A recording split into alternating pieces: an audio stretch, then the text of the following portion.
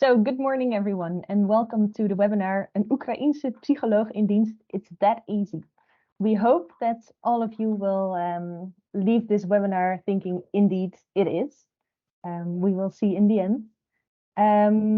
Since we have quite a lot of English speakers joining this webinar, we've decided to give this webinar in English. We hope that that's okay with you.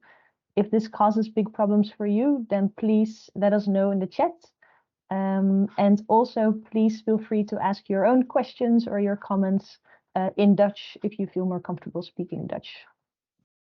So we're so happy that you're here with us today to learn more about employing the very skilled group of Ukrainian psychologists who are here in the Netherlands and who cannot wait to start helping to support the Ukrainian refugees who are in the Netherlands, and of whom a growing group of people are experiencing mental health problems and trauma. Now, let me first shortly introduce myself and Beer, my co-host of today. So my name is Vivian Hemmelder. I'm the International Network Coordinator of the Nederlandse GGZ. And part of my role in this function is to also find good solutions to support the mental health and well-being of Ukrainians in the Netherlands. My co-host of today is Beer Jonkers, co-founder of PsyGlobal, and PsyGlobal is part of the collaborative called Empathia. Beer will tell you much more in a little bit about what PsyGlobal does and what Empathia does. We are also quite curious about who you are. And we think that we have actually quite a good mix of Ukrainian psychologists and Dutch mental health providers in this webinar. So please feel invited to introduce yourself in the chat.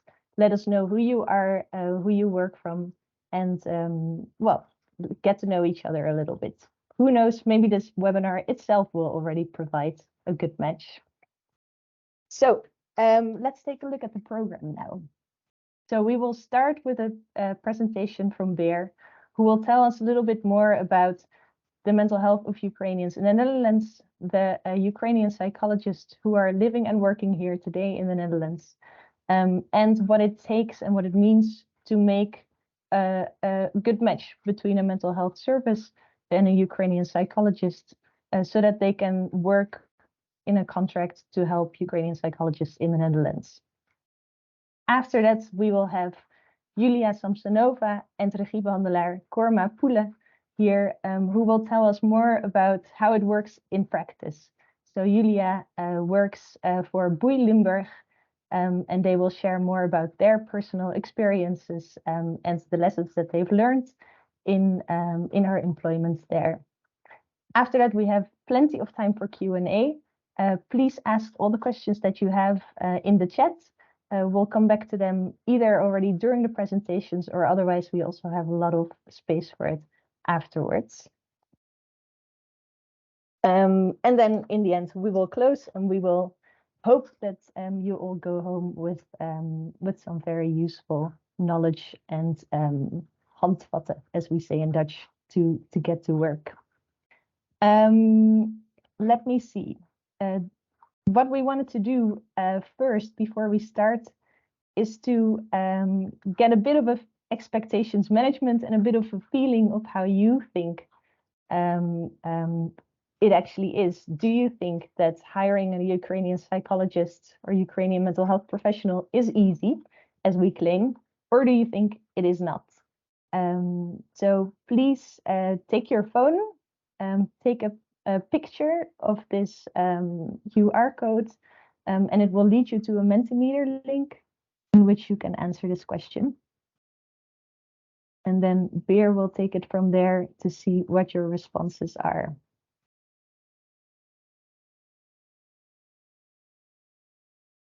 Meanwhile, while you are trying or while you are getting to this link, one last housekeeping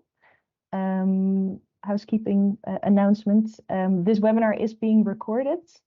And if you don't feel comfortable being in this video or in this recording, then please turn off your camera.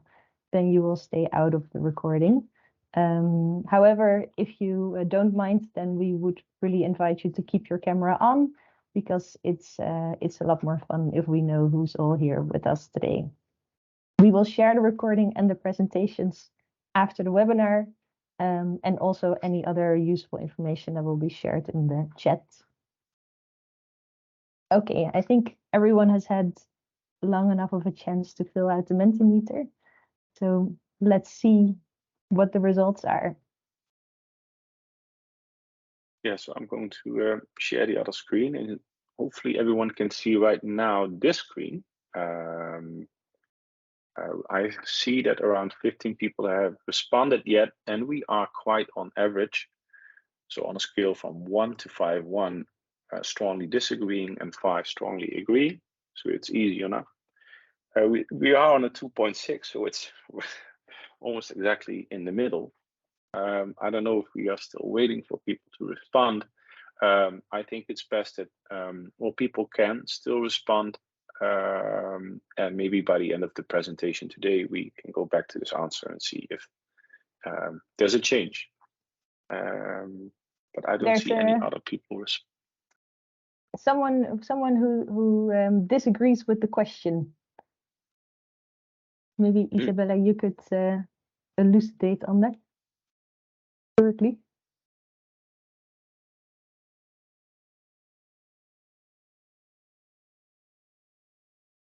No. Okay, then let's continue. Sorry, I had to search for how I came in this conversation. Is it easy or not? Then you say, yes, it's easy, or no, it's not easy. I don't get the question. I disagree. Is it easy or not? I disagree, or I don't get it. All right. So on a scale on the left, on 1, it's not easy, and on number 5, it's very easy. Okay, thanks. Yeah.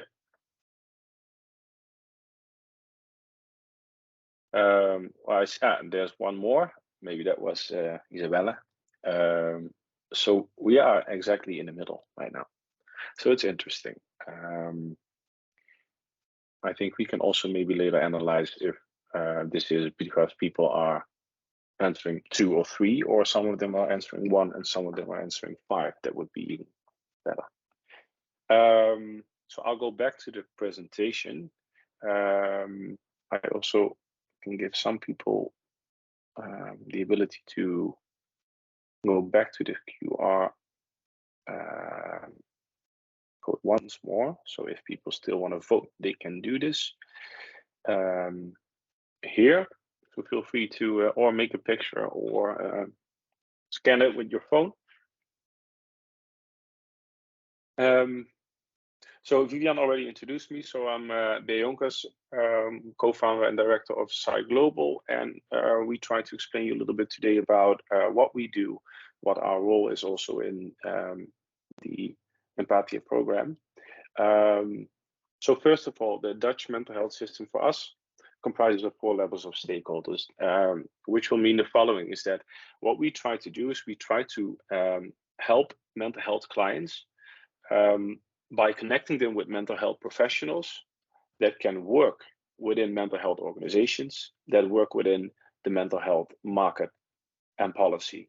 So this is the focus that we have. And so we need to know about all these different categories. We need to know something in order to make this a successful ecosystem. So we're going to discuss every layer today. First, what we do is we look at mental health clients, which are in fact people in need, people who have a mental problem and need help. So as of today, approximately 95,000 Ukrainian displaced people are in the Netherlands. And from this group, we roughly think that 3,000 to 4,000 people need specialized mental health care, and up to maybe 20,000 people will need some kind of therapy or care.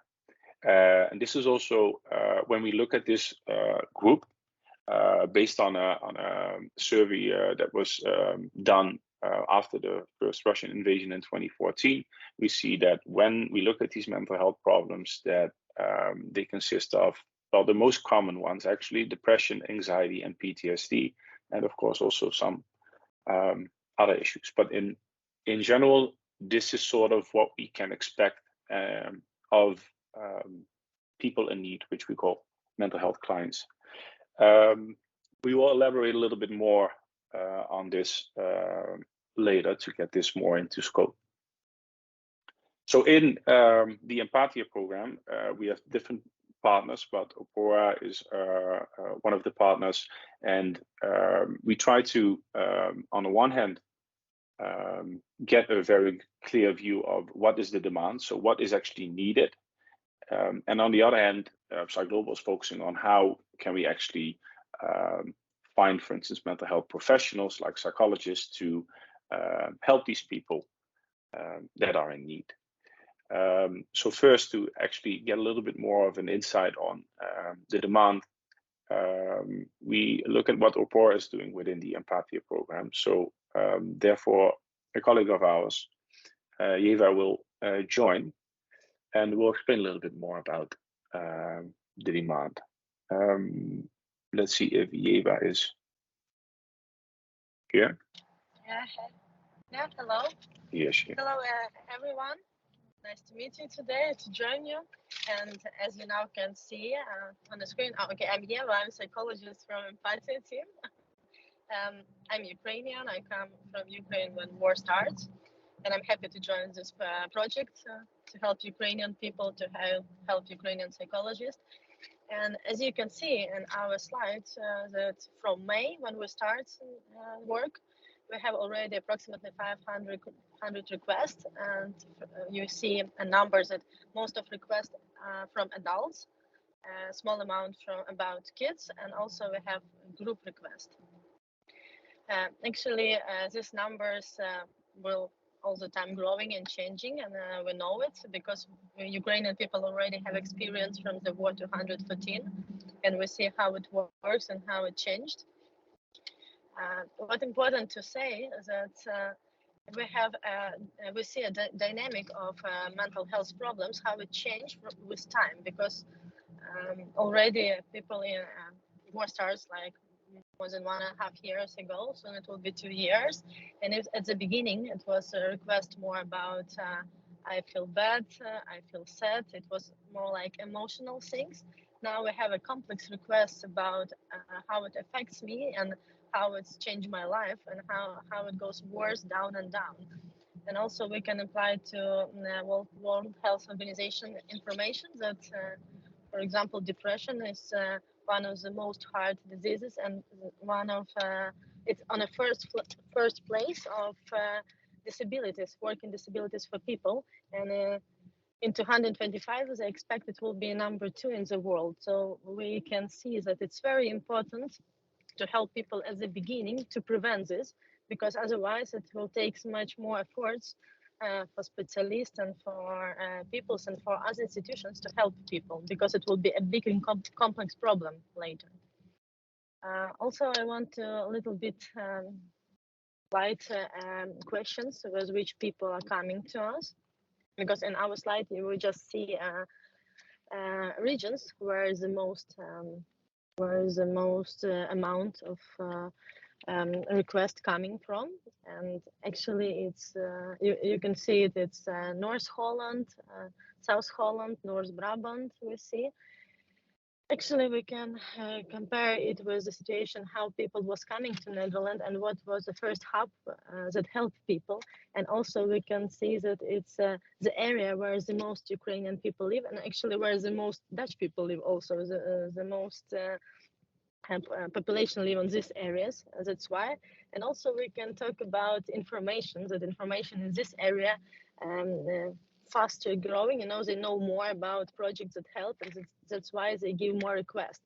And for example, if you look at Friesland and Groningen, we can see that there is less requests, but it's just because they have less information about us, and maybe that's why less requests.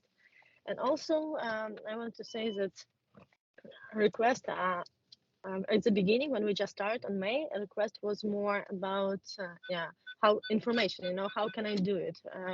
Can you help me with this? Can you tell me where to go, where to ask for help? Or I feel anxiety, what I should do. It was not much about I need a psychologist now, but now we see that requests start to be more in point. I have depression, I have anxiety, I have panic attack.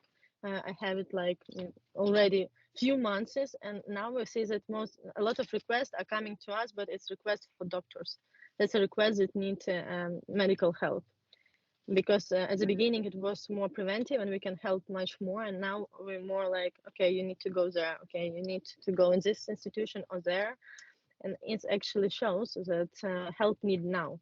Because if we will make it in time longer, it will be not any more preventive help, not even any more psychological help. It will be much worse. And also we, as our program, we don't have that, I'd say we couldn't do some kind of job that psychologists in HHZ can do. For example, we couldn't do diagnostic, which a psychologist in HHZ should do, and that's the main point actually to start treatment, is to make a correct diagnostic, that then it will be good. And these things we couldn't do. And when we analyze our request, we actually look at keywords, what people say. Of course, we're a team of psychologists and we understand what's going on and what should do, but actually we couldn't prove it by some, diagnosis, because we couldn't do it.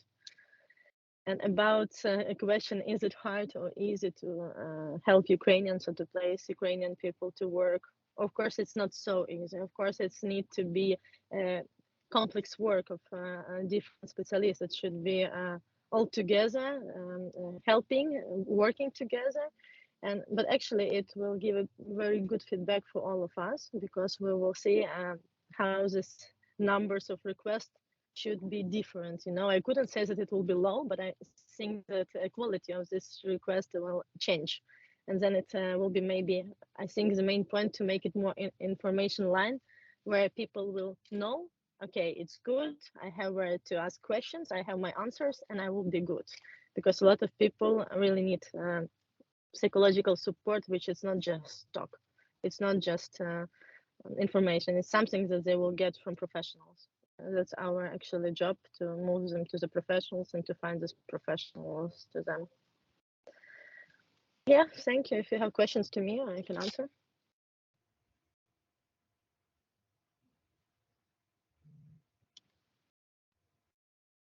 Well, thanks for now, Eva. And I think if people have questions, it would be great if they can put them in the chat, so we can maybe collaborate and get them, and then maybe ask you also some questions a little bit later, Eva. But thanks for now.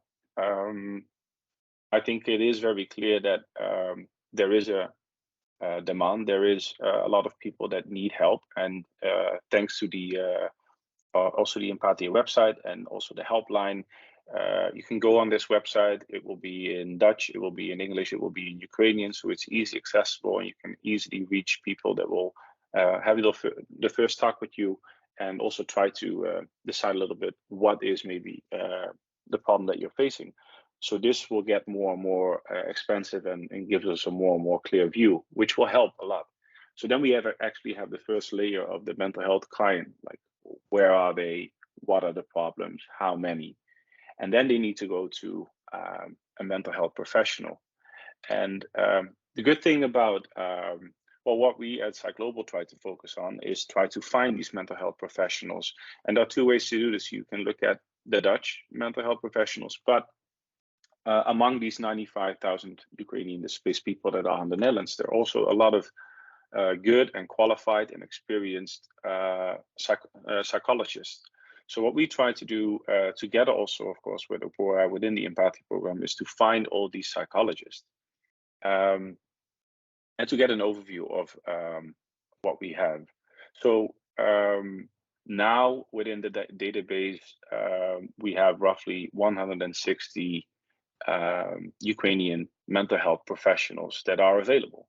So if you go to our website, psyglobal.org, you will find an overview on the homepage. When you scroll a little bit down, you see an overview of our social map, and you can see wherever in the Netherlands, but also outside of the Netherlands, we have Ukrainian mental health professionals. Now, what is important is that we look at 3 different factors to decide if they can work within the mental health organization. First, we look at their academic degree. So we look at what kind of diplomas they have. For instance, they had their education in Ukraine, so we check what kind of diplomas do we have. And in the Netherlands, for Ukrainian people now, it is possible to validate your diploma for free at NUFIC. And we try to check with every mental health professional if they have their diplomas validated and what their validation was. Now, if the validation of your diploma is on a master WO level, so a master university level, and it's validated like that, that's one of the biggest criteria to work as a mental health professional, as a psychologist, as a basispsycholoog within a mental health organization, a GGZ-instelling, under supervision of WIG-registered therapists, for instance, a GZ-psycholoog. So this is really important. And we know that roughly from all the people that we've screened so far, 23% have this validation on master's WO level. Now, the second thing that is really important is, of course, language, because if you need to be able to communicate with your team members at the mental health organization. You need to write reports that other mental health professionals also need to be able to understand and read. So we check English proficiency. Dutch, of course, there are also some Ukrainian mental health professionals that were living here for a longer period of time that also speak Dutch, but most of them, of course, don't speak Dutch. But some of them speak quite good English. So we also try to screen on that. And for us, it's really important that the English level is on B2, which is almost professional, but at least sufficient enough to write your reports, to understand everything that your colleagues are saying, but also, just in general, to communicate with your colleagues. And the third factor that we think is very important is experience, your work experience. And we see that there are a lot of Ukrainian mental health professionals that have a lot of experience. I think more than half of them have more than 5 years of experience, and a lot of them actually more than 10. So if the mental health organization comes to us and asks, do you have a Ukrainian mental health professional that could work with us to help a Ukrainian client? Yes, there are, and we have quite a good view of what their qualifications are. So what we really need is, on one hand, we have a clear view of the demand. It's getting better and better and better, thanks to also Empathia and the hotline and all the work that we do there. On the other hand, we also have quite a good view of all the possibilities of all the mental health professionals that could work within mental health organizations to help these people. But there's one connecting factor, and that's the mental health organization, the GGZ-instelling. Because once a Ukrainian psychologist is working there, the connection is easily made with the person in need. So this is what we try to focus on as much as possible now. And there are actually quite some good examples already of how this is working. So in the upcoming 20 minutes, we have more time to look at one of these examples.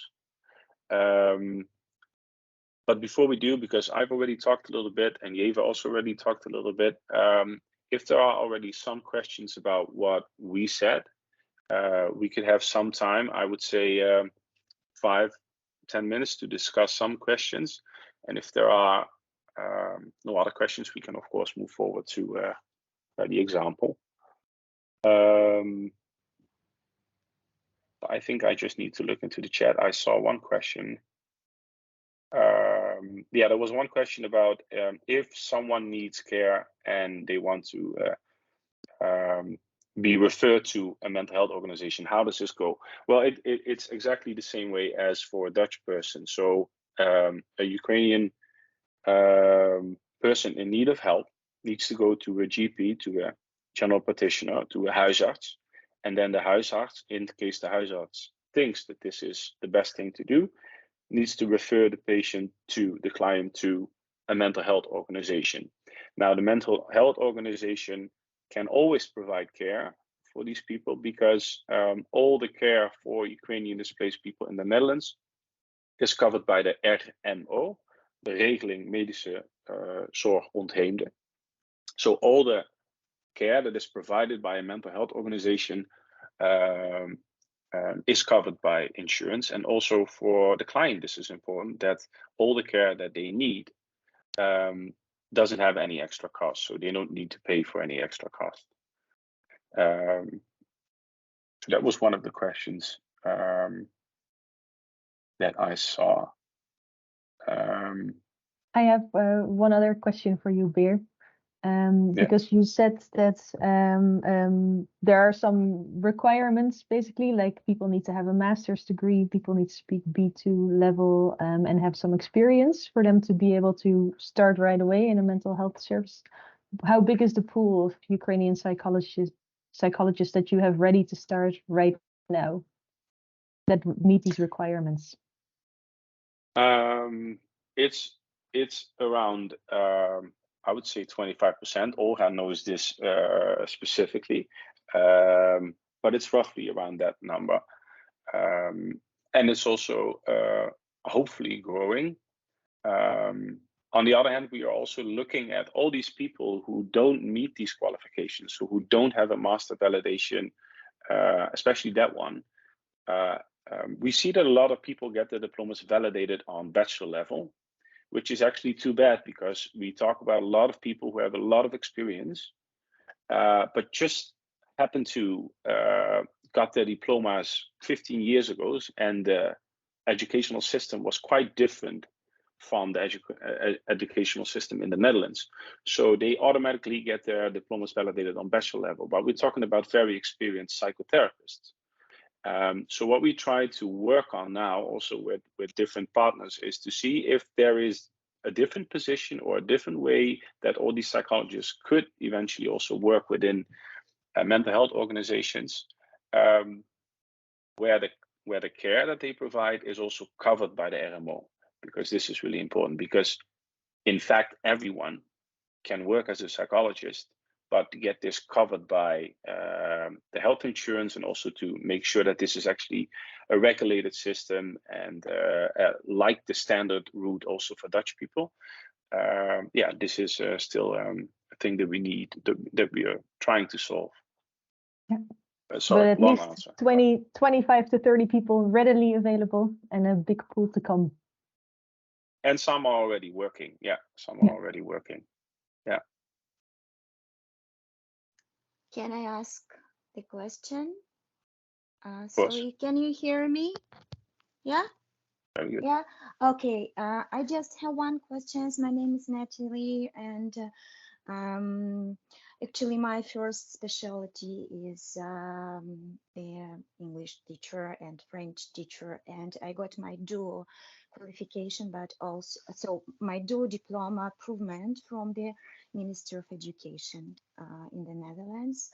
But I also have this qualification of psychologist, and as I know that their teacher, it's regulated specialty, so to get this improvement like dual, I needed to do a lot because it's not enough to go to this honorific site and get this improvement. Yeah, you are just the same as a master in the Netherlands, but you have to contact the Ministry of Education. I think with the psychologists, it's the same, isn't it? So is it regulated specialty? Because I didn't send my my psychologist diploma. Actually, I have this qualification, and I think that I'm not bad in psychology because I have been teaching at school at university for 28 years. So, but I didn't do it. Is it worth doing it? I mean, with Well, my diploma of psychologist? Well, the first thing I would say is that it's really important to ask yourself whether you would like to work as a psychologist. Now, if you would say I would really like to work as a psychologist within the regulated system, I think it's now still for free that you can let your diplomas validated. Now, if your diplomas are then validated on a master's WO level, this will give you a lot of options. If it's not the case, then we, PsyGlobal, but everyone is trying to figure out what are the other options. So one is to maybe also go to the university and do some extra classes, but this is still what we're working on. But I would first advise you to let your diplomas be validated for free at NUFIC, and then take it from there. Yeah, but yeah, it will not be for free because it is the second diploma, but it's not big money, Okay. Of course. Yeah. Thank you. Yeah. Okay. Well, before I think we, at the end we also have enough time for extra questions, but I don't want to take too much time of where we talk about a good example of how this can work with a mental health organization and a mental health professional, and that they work together to help Ukrainian people in need. So without further ado, I'll go back and I'll share just once more for a short period of time the presentation. We'll just cut these 10 seconds out.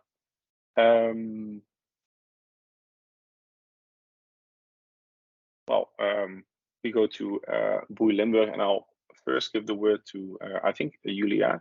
So Julia, maybe you can pick it up from here, and then I'll stay silent.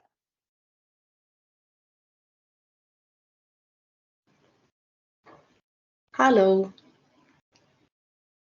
With pleasure, yeah. My name is Julia Samsonova. It's my pleasure to introduce myself as a 43-year-old psychologist, currently living in the Netherlands with my Dutch partner, with my 2 children, and with a child of my partner. I received my master's degree in psychology in Kiev, in Ukraine. I also trained in art therapy, positive psychotherapy, Gestalt, and the cognitive behavior therapy. I also run my private practice in Ukraine, working with adults and with children, part-time with the children in an education center.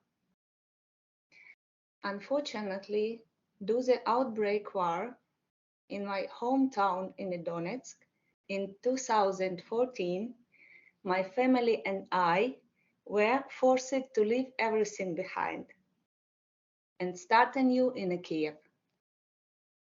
While it was challenging for me, I became stronger and I adapt to the new surroundings.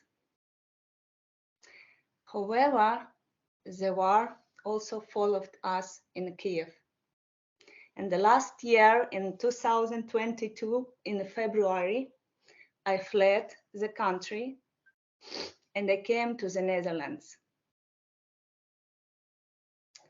I want to tell a few words about the barriers I faced in the Netherlands to share it. Finding a job after I came to the Netherlands took me a long time. At some point, I heard about the PsyGlobal and their mission to support with a job search and orientation in the Dutch mental health system. On my way to becoming a mental professional in the Netherlands, I have faced some barriers to deal with. A first barrier is the Dutch language. And the second, obtaining my diploma recognized in the Netherlands. And the third, finding a partner organization willing to hire me. To work as a mental health professional in the Netherlands requires understanding, speaking, and writing Dutch. Dutch language is nothing like Ukrainian language and requires time and effort to learn. It's also expensive, especially if you don't have a good paid job. Diploma recognition took me some time and effort, but in the end, with the help of PsyGlobal, I overcame this barrier successfully. Also, a team of PsyGlobal supported me in securing 2 paid job opportunities. One at the municipality of Venlo and another one at the Buy Limburg. It took me a year, but I am glad I did. My work today. What do I do? Currently, I work with Ukrainian people at various locations in Venlo. I joyfully and professionally support Ukrainians in their native language without translation barriers. I understand the difficulties of seeking psychological help in a foreign country. The language barrier and the cultural differences can make receiving an adequate and a fast treatment challenging. Having experienced war and immigrations, I better understand Ukrainians' fears, stress, and anxieties, and the trauma in the Netherlands. Providing them with a professional psychological assistance tailored to their specific needs is necessary. Ukrainian psychologists possess knowledge, experience, and a deep understanding of a situation in Ukraine. I am grateful for the opportunity to be here and to represent the Ukrainian community of psychologists in the Netherlands. I believe in building trust with the Dutch mental health organizations, and working together to provide the best care is imperative. Despite the difficulties, I am grateful for the opportunity to start over in my life in the Netherlands. As a Ukrainian psychologist in the Netherlands, I have experience working with Ukrainians. And I want to tell that my clients, they are so happy when they can express their feelings in their language. Especially when expressing feelings is an achievement in itself. Speaking the same language as my clients allow me to create a space for my clients to feel easier and more eager to talk about their stress, about the pain, look for solution, and get calmer.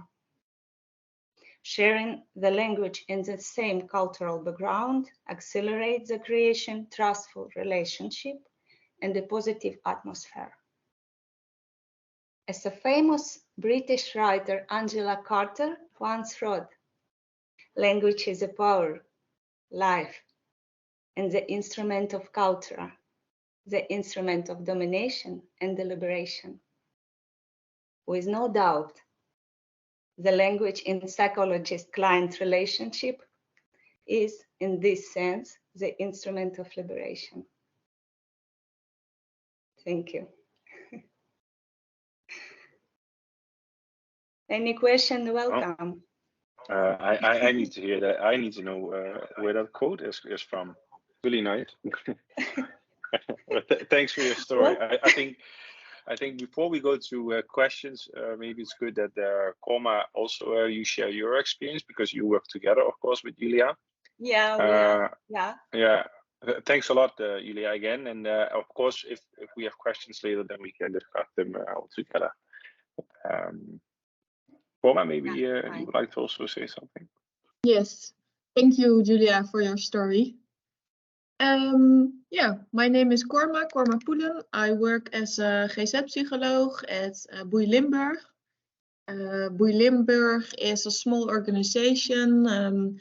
We deliver mental health services to children and their parents from, I think, 4 years old to maybe 18. I worked there now for 2 years, and the last months I also work with Julia. One day my manager came to me and she told me we had an application of a Ukrainian family, and they discovered that it was really difficult to talk to them because of the language. That's the same Julia is telling. The family was speaking also English, and the children also talked a little bit Dutch, so that was really helpful, but still it was really hard to really understand each other. And the manager, she told me, okay, maybe it's a good idea to work with some Ukrainian psychologists so we can build a collaboration. And that's when I met Julia. And since then, Julia and we have seen, I think, maybe 4 or 5 families now. We've met them together because, yeah, I'm from Boei Limburg and I'm with Julia together doing the intake gesprek. So I can ask my questions or the things I need to know for Boei Limburg, for the registrations. And Julia, she can ask more about the situation of the family, where did they come from, and yeah, she's building the bonds. So that's really, it's really nice to work together. For example, one family, the children came to us with their parents, and the parents were asking, do they have like ADHD? And that was the first time we had to think, okay, how are we going to do this? Because I didn't know how in Ukraine things are going. I don't know who's diagnosing ADHD there. Do they deliver medication? How are they thinking about mental health in Ukraine? I didn't know. So it was really nice with Julia together to develop and to search for, yeah, how are we going to do this with this family? And we've had a few talks with the family together. So I did the diagnostics with the help of Julia. And now we have like some goals for the family, and Julia is working with the children and the parents. So it's really nice. Yeah, I think it's a great opportunity to build this. I think it's also sometimes difficult because yeah, working from Boei Limburg, it comes with registration, or you have to do your verslaglegging. You have to count your hours, and yeah, that's like practical problems. But I think we are finding a great way of working. Yeah. Thanks. Thanks a lot, Koma. I have one question maybe, is that, do you think that if Julia was not there, that you would be able to provide the same kind of help and the same kind of... No, I think maybe the family I was talking about, who also spoke a little bit Dutch and a little bit English, maybe we could help them with some things, but we also have a family and they don't speak English and they don't speak Dutch. So yeah, that wouldn't be able without Julia. Yeah. Yeah. And are there now more people or families finding you and thinking, this is a place where I can go? Yeah, I think the municipalities, they verwijzen the children and the families to us. And I believe they are starting to find us because we have a lot of new families also coming because they've heard about Julia. Okay, yeah, thanks. Anyone else, because it's open for Q&A, yeah? Yeah, please feel free to ask your questions in the chat or to raise your hand. We can also give you the floor directly. Meanwhile, I also had one more question for both Julia and Korma, I think. So we have some people who work for mental health services in the webinar today, and they might be thinking about employing a Ukrainian psychologist, but they might also still have some koudwatervrees about some things. What are the tips that you would have for them? Like if you want to start right now thinking about it and working on employing someone, what are sort of hurdles that you've encountered that you found good solutions for?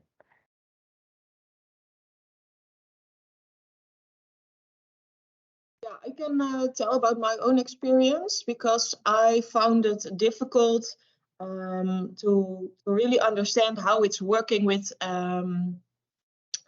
ja, hoe zeg je dat in het Engels? Verantwoordelijkheid.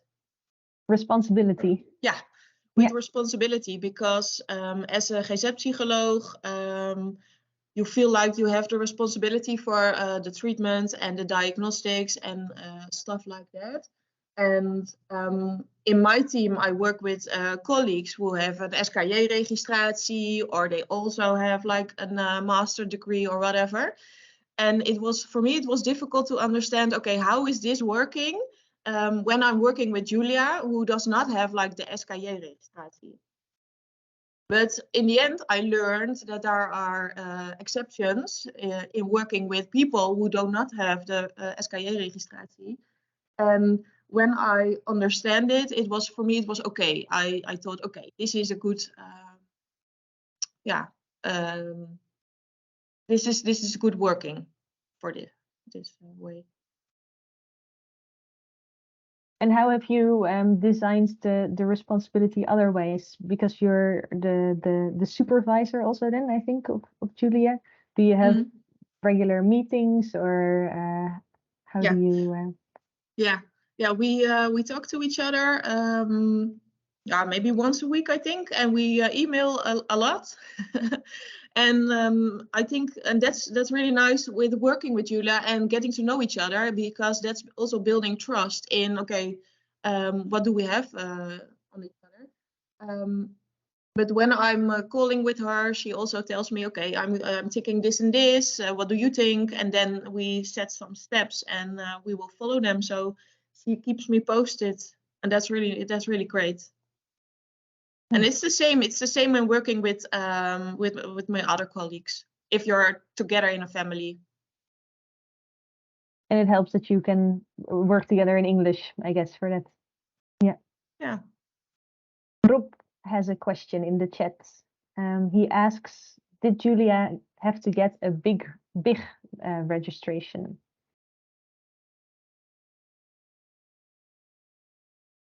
Who wants to answer? I already see you both nodding no. I can explain why, but the thing is that this is why Julia and Korma are working together, because a big registered therapist, as Korma is end responsible for the treatment. So always needs to also be involved, for instance, at the intake. Or also at the closure, at the termination of the treatment. But a lot of parts of the treatment can be done by a basispsycholoog. I am a basispsycholoog, but a lot of other people are as well. And you can provide therapy without having the big registration, as long as a big registered therapist is involved in the treatment plan, in the diagnostics, and the actual treatment, and how to provide this treatment. So this actually helps that a lot of psychologists can work without having the big registration, but then they need to work together with someone like Korma. Yeah. Any other questions from the yes, Marina also has a question. What diagnostics methods do you use in your work? Very content specific question.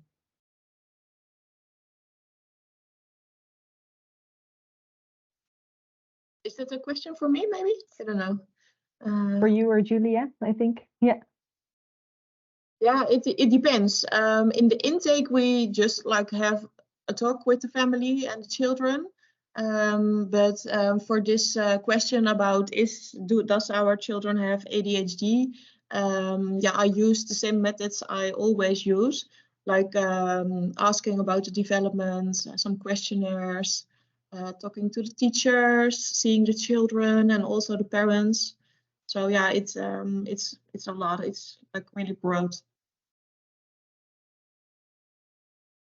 and it depends on the question, of course. Can I ask also a question to Forma about diagnostic? Do psychologists do diagnostic and make a diagnosis, or it should be a doctor that may diagnose? Because in Ukraine, it's psychologists don't do it; just doctor can write diagnosis. Yeah, I don't know. It's something Julia also told me. In the Netherlands, if you're a trained psychologist, you can also do diagnostics. And also the doctor, the psychiatrist, they can also do diagnostics, but een psycholoog can also do it. But we have the difference in the Netherlands that a psychiatrist is needed for medication. Yeah, we have actually the same, but we make diagnostic Ukrainian psychologists, but together in a couple with doctor, and just doctor is the one who can make it official. But we do, of course, a lot of tests, we do a lot of diagnostic, and we compare it together with a doctor to discuss which will be the main diagnosis. But the only doctor can put it officially in the papers, and it will be like official diagnosis. You have the same? No, it's that's not the same. We don't need like the doctor to make it official.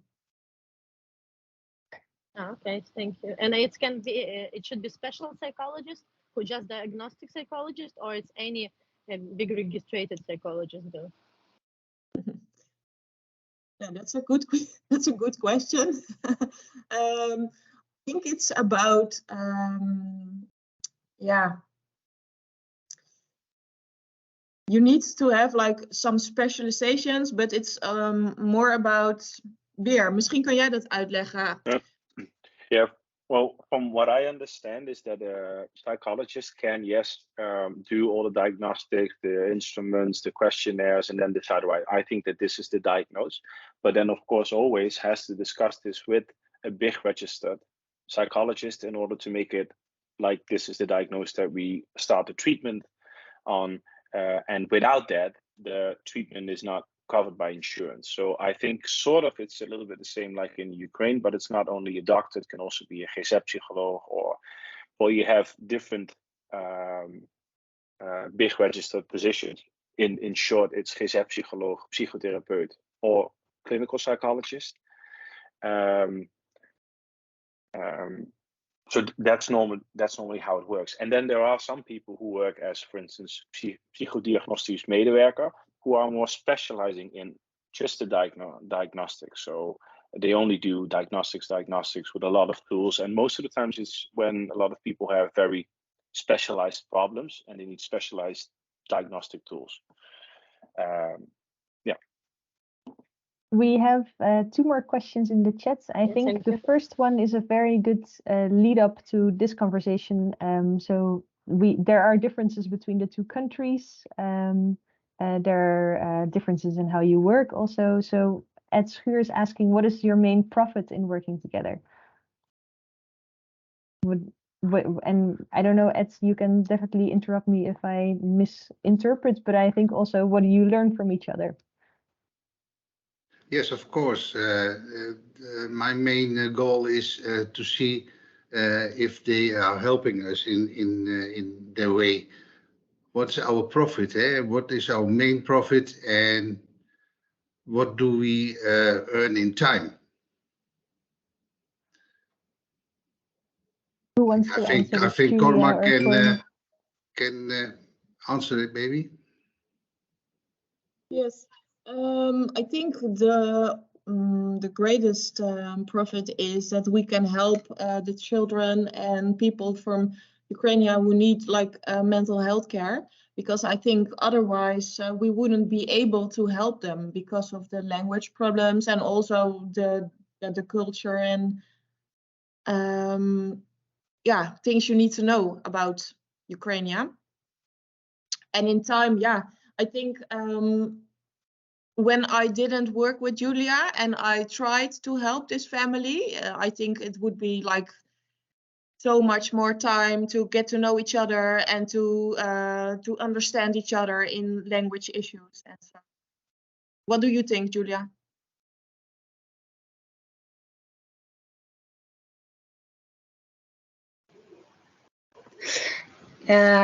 Yeah, what I can add, what I'm thinking about this, about our collaboration. We learn from each other. Every time in a contact, we learn. Yeah, we discover new case and we learn. We share, like my head, your head, my thoughts, your thoughts. So we learn, and it's about, you know, when you are working with Ukrainian family in the Netherlands, a system bit different. Our people are Ukrainians, and you should make a puzzle, you know, and it's helpful to make a puzzle and a completely picture of. It's helpful when you are with somebody, you are supported by somebody who knows rules, a system, important details. So it's very important and it's very helpful, for sure.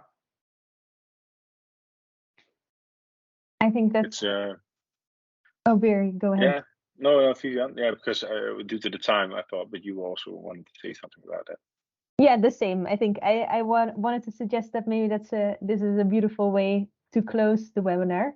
There are 2 more questions in the chat, but I wanted to ask Beer if maybe you can follow those up in the email that we will send around with more information to everybody.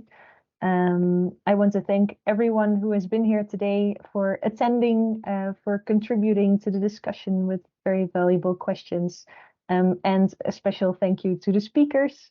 Yepa, who even joined us from our holidays. Julia, thank you for your beautiful, what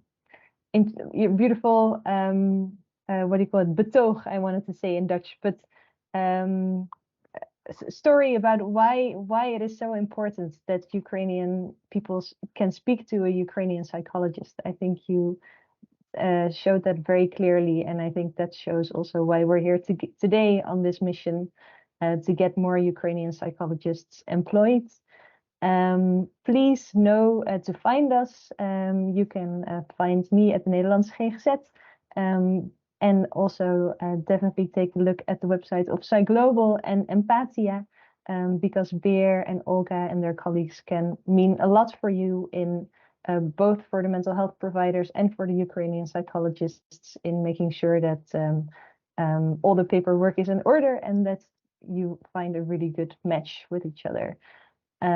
We will send around the recording of this webinar. We will send the presentation, which also has some links that you can click on. And we will share more information based on the questions in the chat. If you have any questions, find us. And we hope that you will, because we also really hope that we can learn from your experience in bringing this in practice. That will also make us be able to help you better. So thank you very much, and we hope to see you soon.